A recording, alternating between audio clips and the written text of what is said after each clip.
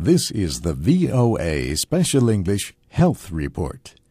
Prevention is a central issue being discussed at the 16th International AIDS Conference in Toronto, Canada.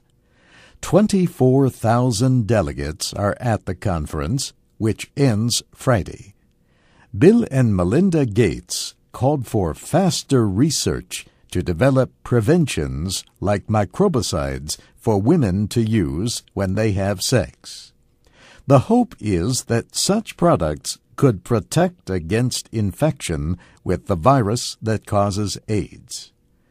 Melinda Gates said the way to change this epidemic is to put power in the hands of women. In southern Africa, for example, about 60% of adults living with HIV are women. Bill Gates said women today often have no choice but to depend on men not to infect them. A woman should never need her partner's permission to save her own life, he said, as the conference opened Sunday. The world's richest man said, "Stopping AIDS is the top priority of the Bill and Melinda Gates Foundation." On Monday, former President Bill Clinton said more people would get tested for HIV if an aggressive effort took place to fight the stigma. But reducing fears of social rejection is not enough. Mr. Clinton said people also need a guarantee they would get medicine to suppress the virus. Researchers at the conference presented the results of a new study of HIV testing.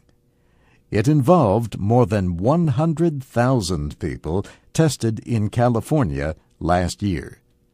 Some received a quick test with results in about 20 minutes. The others received a test that is more commonly used. The results takes 2 weeks. The researchers say 25% of the people who had the longer test did not return to learn the results.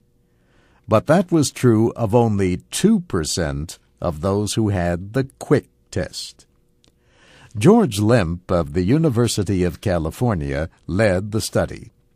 He says quick tests could be especially important in developing countries with limited transportation. Speakers at the AIDS conference also discussed high rates of new HIV infections among Black Americans. Julian Bond is chairman of the NAACP, a leading civil rights group. He said African Americans must, in his words, face the fact that AIDS has become a black disease.